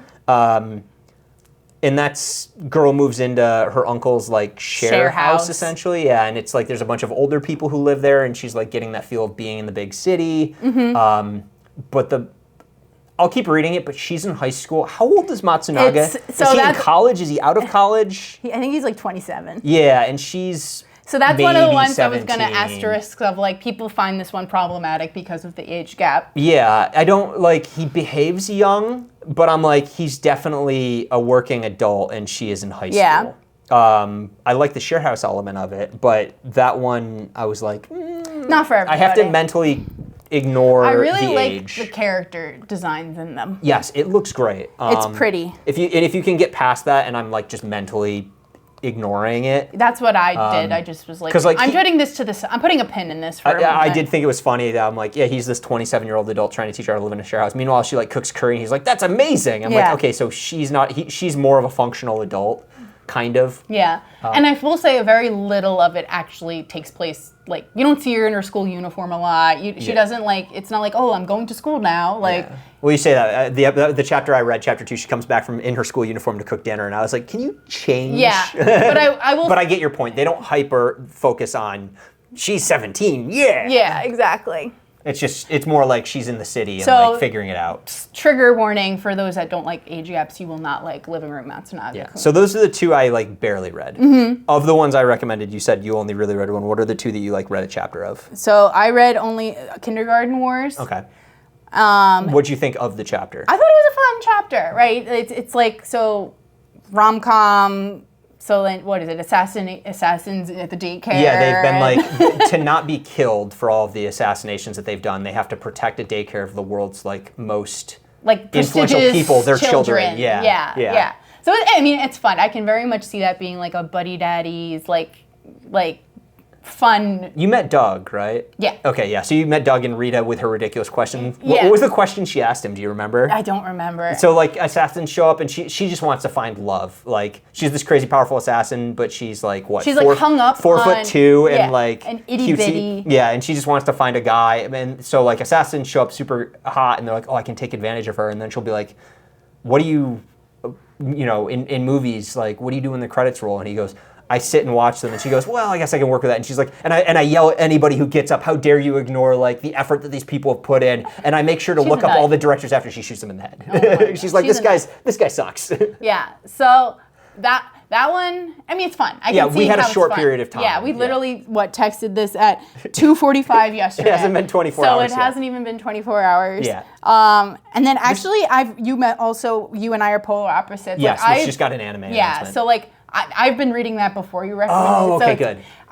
I mean, I love anything that's like tsundere bait. Yeah. Like pink hair, cute. Although she's actually not tsundere. She's like super outgoing, but yes. Yeah, like that's why I said tsundere bait. Oh, okay. You're the tsundere and you've been baited. Yeah, I've been baited. But like, it's just, the cover is fun. I mean, it's a pink hair girl with like little Anya horns and like, she looks like Toga with fangs. Yeah, and trying to get a reaction out of like the cute boy she likes. She's more the nerdy, studious type. Yeah, exactly. But not to a comedic, like ridiculous degree. Yeah, still within the realm of like trying to like, I guess, swoon him. Yeah. So how far are you into that one then? Not super far. Probably midway through volume 2. Okay, so you've like gotten to know some of her friends and stuff too. Exactly. And, like the surrounding cast is also really exciting. Like I was never upset when we were dealing with them. Yeah, like you can tell when there's a character that you're like, oh, this is a blah blah blah character, and you're like just kind of like skimming through. You're like, all right, when does the characters that I like kind of appear? Yeah. But the one that that I knew I was going to like, so that's why I spent a lot of time. It was the first one I said. Which is My Marriage to Saneka. So, like, where am I? There's only 10 chapters available as of today. And I just met the God guy. When this comes out, so there will be 12. chapter 7. Yeah. Yeah, so I just... Oh, you haven't met... Oh, God. Not yet. You have to text me when you read chapter 10. Okay, I'm on chapter 7. Okay. But, so...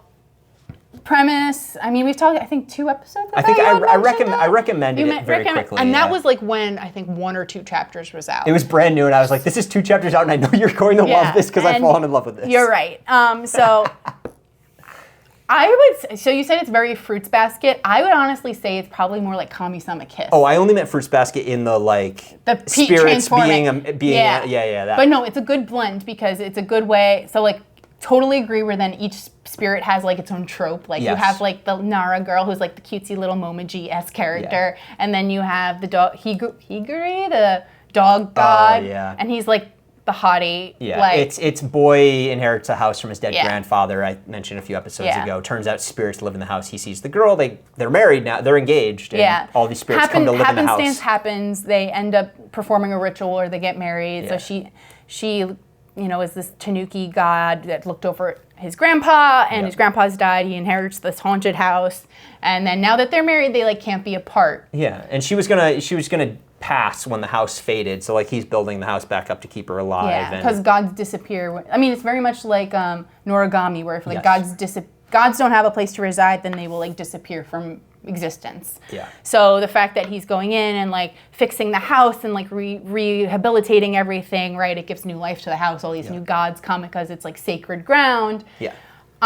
He's restored it and it's attracting people. Exactly. Yeah. And like it doesn't have the trauma of Fruits Basket. It's everybody's like the dog shows not up yet. and well at least like the dog showed up and I was like, wait, I recommended this to Emily. It was the cliffhanger. I was like, what's gonna happen? And he's like, no, he's super chill. He's super chill. He's dude. a nice I was like, thank God no love triangle. Right, yes. I was like, oh no, is he gonna be upset? He's like, oh, I'm so sorry. I didn't realize you guys were engaged. Married. Congratulations. I also really love the dad's reaction to all this. First of all, dad is in his life. Yeah. And like isn't like, oh, I'm so busy with work, I can never turn up. He's like, let me stop by with snacks for you. Yeah. Like one of the best parents in manga. Yeah. Or like they go home because basically they can't be apart. Yeah.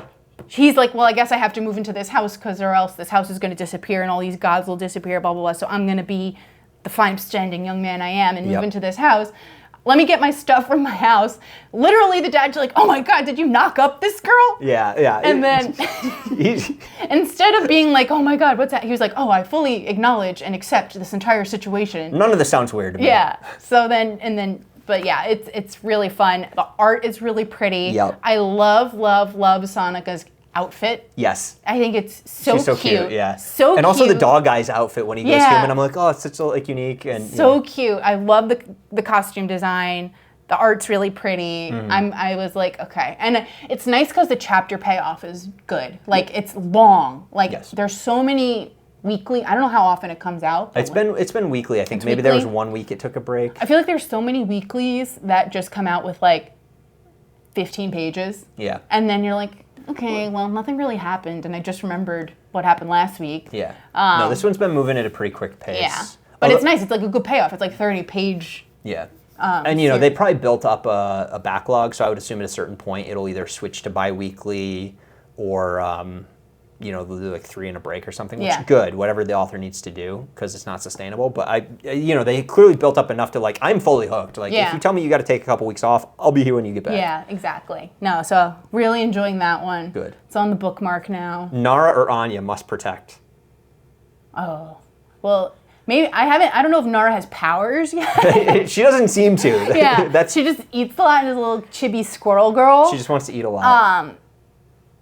I mean, I want Nara. I guess I picked Nara because I'm like the Anya Forger Award. The namesake. She has to pass the torch at some point. Have you gotten to the part where I think so? Where people see Saneka, right? Yes. Yeah. And people can see Nara. Too. So you saw the part. So you need to protect her because now she can't steal food from people because they can see her and they're like, why is this small child trying to take my snack? Why is this like 700-year-old little squirrel girl trying to steal my ramen? Yeah. So okay, cool. I'm glad you're enjoying that one. The other two you recommended. I didn't realize this because I read so many things, I forget the names. I have read Firefly Wedding. Oh, you have? I was up to chapter 15, I think. But I kind of couldn't quite remember it, so I restarted. I got up to, I think, 22.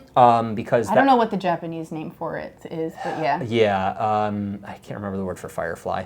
In any case, it's up to, I think, chapter 50. I haven't gotten that far yet, but I reread it starting yesterday, made it to chapter 22. Because I think it got one of the top awards for like we want it to be an anime. It was like one of the top. The volume 1 just came out. Oh, so it's in English too.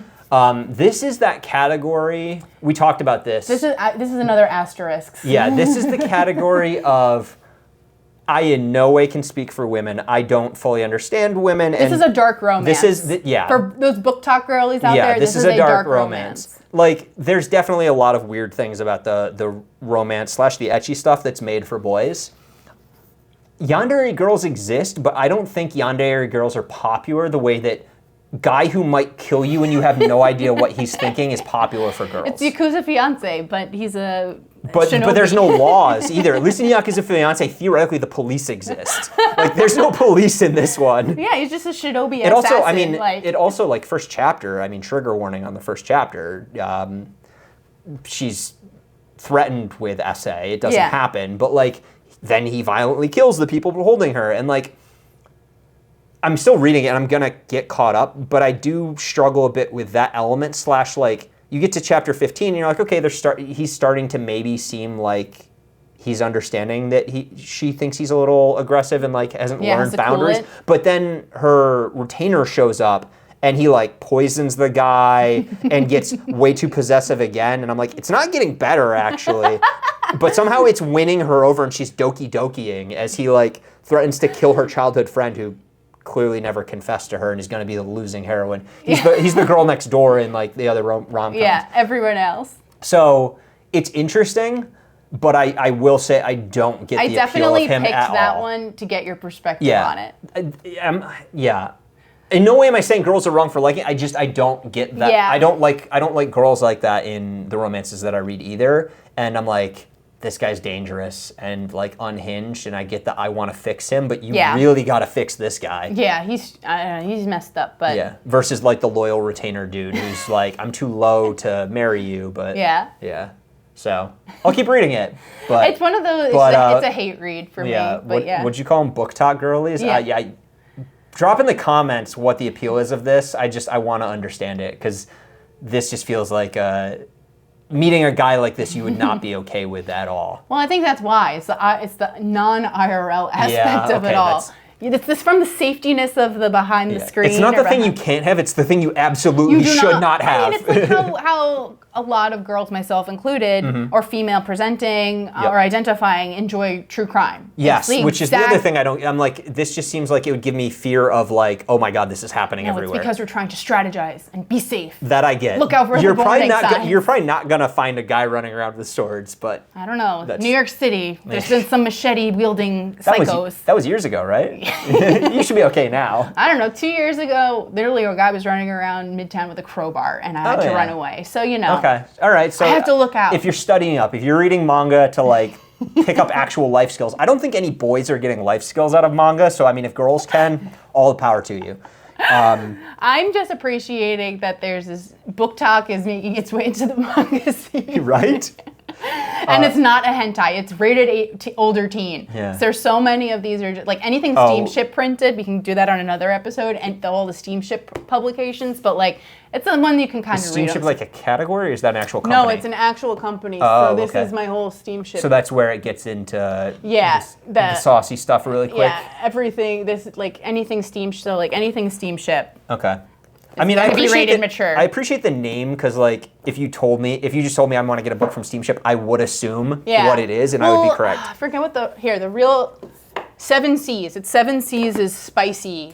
Okay. That cover doesn't look as spicy as like this. I would clearly assume that they're going to be getting hands on. Yeah, or like, what's another one? Here, Yakuza Omega. I mean, is that Omegaverse? Yes. Yeah, okay. Oh, and his Omega. Raw Desire. Yeah. He's got his mouth open, fangs bared. Yeah. Exactly. So steamship prints. But I do appreciate that you just have a whole shelf of that. Yeah, my steamship shelf. I'll keep reading it. But I don't... It's fine. I like the guy, I'm like, okay, clearly like she's going to fall for him, but I'm like, I don't really like him. I wish he'd been raised better, but whatever. The other one was Business Proposal, and this is the other category, because there's 2 in my head where I'm like, I just don't get because this obviously would be very problematic in the other degree, which is there's a lot of romance series targeted at women where the girl is... Power discrepancy. It's incredible power dynamic discrepancy. She's just an entry-level employee, and he's the CEO of a company, and I think part of it is like he's hot, he's handsome, he's rich, he can do whatever he wants element. And she's the plain Jane, like we talked about, where like for boys, it's the girl's amazing and gorgeous. She's the dowdy, like secretary. Yeah, but secretly, like with enough makeup, she's insanely gorgeous and everything. Yeah. But that said, I'm on like chapter 28. And like I literally started it this morning because like you can just blow through it. Oh yeah, and I think it's Korean. It's a Korean manhwa. So I feel like there's usually less words. Yeah, it's kind of left to right, and like the drawings are kind of cute. And this is another one where there's a wing woman. Yes. Oh my God, and her wing woman, I will say, incredible. Disparity in behavior where like they're great friends and like really want to protect each other, and then she's like, I need you to marry this guy so I can marry his secretary. It's like, weren't you supposed to be supporting her? And she's like, put this wig on and like shut up because I need you to get with this guy. And I'm like, the comedy elements come in weird moments. It's also because I forget how they became friends, but she's also like the heiress yeah, to a of course. CEO, and like literally this poor girl is like the daughter of a fried chicken company. But of course, she's the heiress of like one of the Korean, I don't remember the words, but like the top companies where they can literally do whatever they want. Korea's got some messed up oligarchy stuff. But she loves local fry food, and like she's so down to earth, but insanely hot and rich. But let me get my limo to pick me up to take me to KFC. Exactly. Yes. But you know, it's like a popcorn series. Like I'm reading. I literally by chapter 10, I still couldn't remember if I had previously read it or not. Because I'm like, I'm pretty sure I've read a series with this premise. I'll just say it's not bad. It's just like I won't remember it when I finish it, but it's keeping me entertained. So all of these, I will say now that you've kind of dabbled in it, I wanted to pick ones that maybe would not, because I have a lot that's like Imakoi and Lovesick Ellie and right, like, and I've read Imakoi and I like it. Exactly, and I'm like something that it's not so just run of the mill like high school girl, high school boy, like delinquent boy, dowdy girl, or popular girl, nerdy boy. Like I tried to pick things that were a little different. Yeah, there's a great variety between these. Yeah. So that was my motivation. You gave me power dynamic is inappropriate. You gave me age dynamic is inappropriate. You gave me... now you're just making me sound problematic. You gave me propensity for murder disparity is not appropriate. I'm just... Oh, God. All right. I need to reassess my You didn't plan collection. it that way. No, I enjoyed most of them. I also tried to pick ones that didn't have a manga, an anime adaptation. Because, like, for instance, I really like Devil's Line. I think that... Is that a series or a publication? A series. Okay. And it's up there. And the anime, season 1, only I think got, I forget where it went up to, but after the anime ended is when it gets like really good in the romance department. Is he a psychotic murderer? No. Oh, okay. They're vampires. Oh, so, okay. I was going to say something with the looks, like things are off. They're both like half, so these guys are, spoiler, both half vampires. Okay. And then I love that I grabbed volume 14. Yeah. I mean, those are the 3 main characters. Okay. But like, I tried to pick ones that didn't have an anime adaptation. Okay. Yeah, no, I like I said, I ended up reading, I mean, I ran out of time, but I'll probably end up finishing all of them because I have that personality. Completionist? A little bit. Maybe not Living Room Matsunaga-kun, because like I said, I do, it's short, I'll probably finish it. But of the 4, I would say it's just the age thing. I'm like, depending on how often that comes up or how it plays in. Yeah. But the murder one, I'll finish. The murder one? Yeah. Yeah. Ugh. Oops, Amelia, your beers. We'll pick them up later. There we go. Yeah, no, they were interesting recommendations, and I guess the one question I have about Business Proposal, because I have the feeling of like I'll finish it and I'll just kind of forget it. Like it's entertaining. Where does that rank on your scale? Like a series like that? I mean, I think it's. I'm trying to get like more into like the adult, not high school romance, and that's why it's hard because a lot of like the adult romances are going to be like. I think Wotakoi does it really good, but like the rest of them, it's either going to be like H or it's going to be like Business Proposal. Or I honestly can't really even think about like other adult ones. So I think it's like a 6. I don't think it by any means. I think it is pretty forgettable. A 6 is like you'll enjoy it while you're reading it. Yeah, which is where I am. I mean I buy it. I read it. Right? Am I like itching for the next volume to come out every month or so? No, but like I'm enjoying it. Okay. Of these 4, which is your favorite? How I Met My Soulmate. Business Probably Proposal, that one, How I Met My Soulmate. Living Room, and Firefly Wedding. Yeah, How I Met My Soulmate, I think, is my favorite right now. Okay. And it's ongoing. So I think, what do I have? Up to volume 4. Okay. And then my one other question is, how many dark romances do you read? Not like the number, but like just what's my sense of like, do you read a bunch of them, or you just read a couple? Are you super into dark romance, and actually I pull the shelf apart and it's a different shelf of just dark romance? Yeah, there's just a doorway underneath there. I mean, I think it's like, I consider Yakuza Fiancé a dark romance. Yeah. Right? So anything that's kind of not nearly as dark as this. Yeah, not nearly as dark as that, but more of like I read it though knowing it's clearly problematic and being able to detach from it, which not everyone can do. But I mean, I think it's usually like the guys are fun. Yeah, and I'll be honest, I think there's 2 in my reading list that like it made me think about it. I'm like, oh, I do have 2 in my reading list that would fit this category, and it is like more. It's for women. I enjoy the series. I think it's very much a for women genre, and I can get why people outside of like that realm. Yeah. Like how people don't understand Omegaverse, right? They don't get it.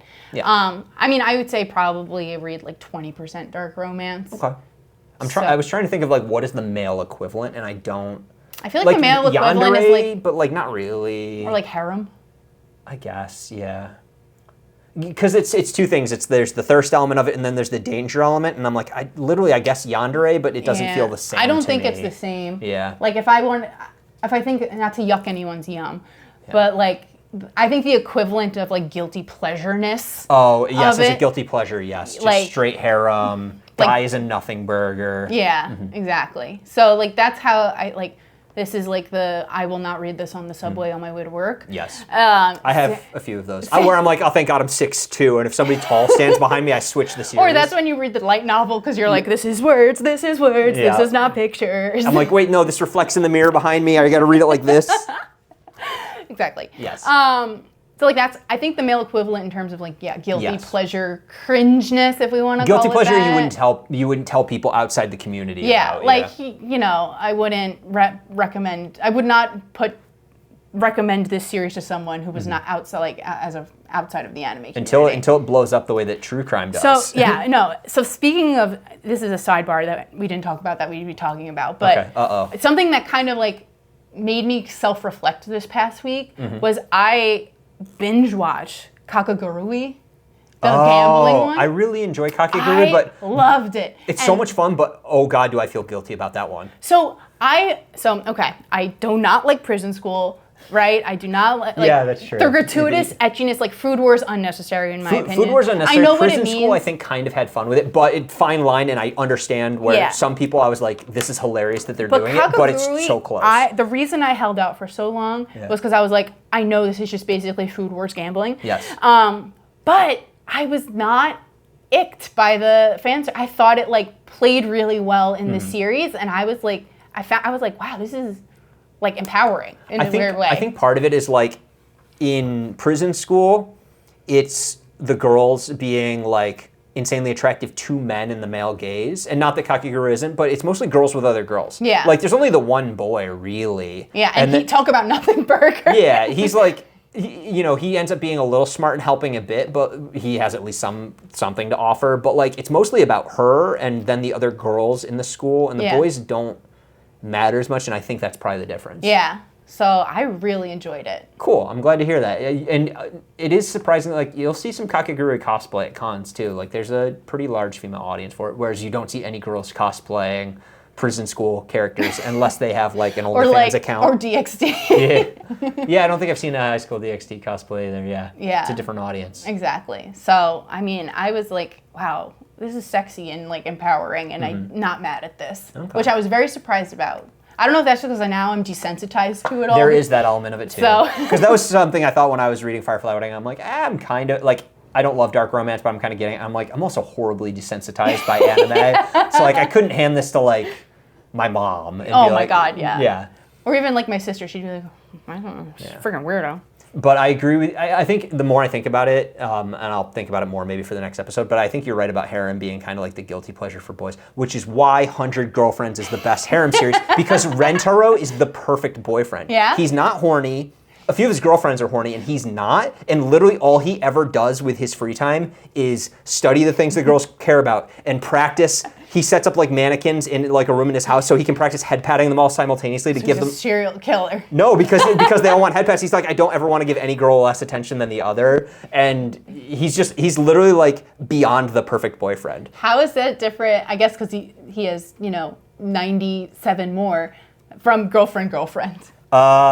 The volume. And because all the girls become friends. So like they all have their own little like friendships. And so now the manga, we're at I think like 27 girlfriends. A lot of the chapters are just not even him going on dates with the girls, but it'll be like 9 different interactions within the group. And most of it'll be like girls going out and hanging out together. And then he might go on a date with like 1 or 2 of them because they want to have him there for an event. And it's all these like little friendships. It's weird to say. Form little cliques.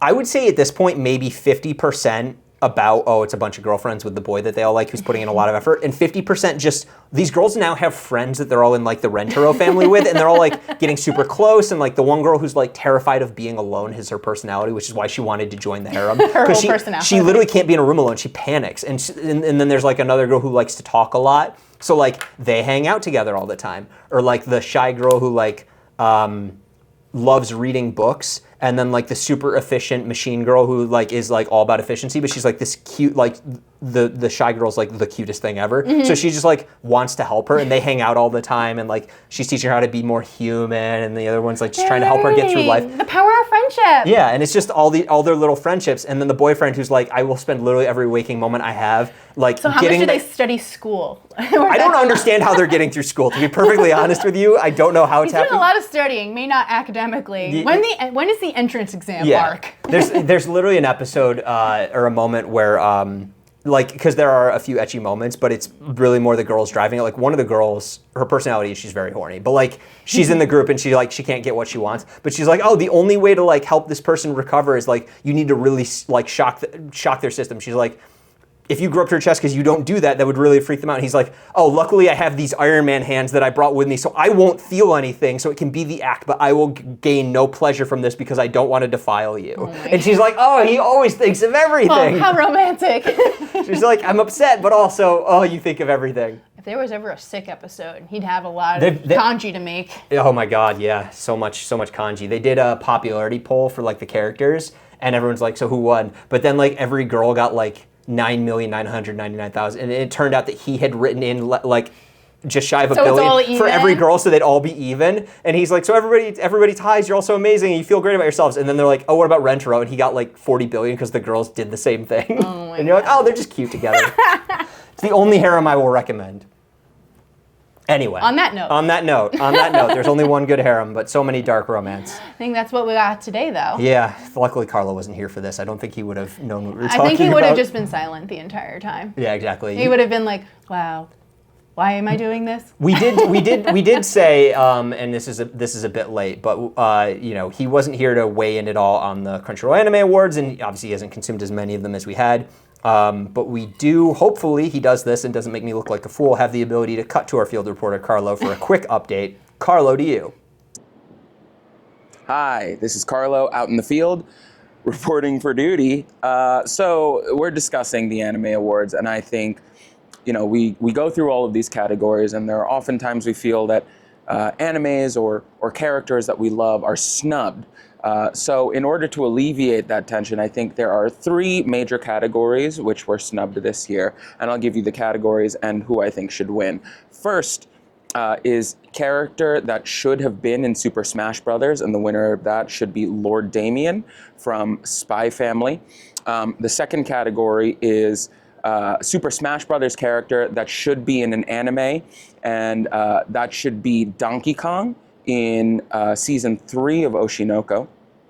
And the last category is Steve's most watched hentai of 2024, which was... And wow, we're that was so back. interesting. Oh my gosh, incredible. I love that you said something totally wholesome and not at all that's going to make me look bad for saying I that. definitely maybe agree. Yeah, that sounds about right for your marriage. I'm going to say yes, and I'm really, really nervous on what you set me up for. Yes, and insert dialogue. So we'll maybe have him back for the next one. Karlo's busy with some acting. Filming, acting in some stuff. So. Yes, some things. So he might still be acting when we record the next one. Maybe we'll have to cut to him again, and eventually he'll be back. He's in the Oshinoko live action. Yeah, exactly. He's playing Melt. He's a slime.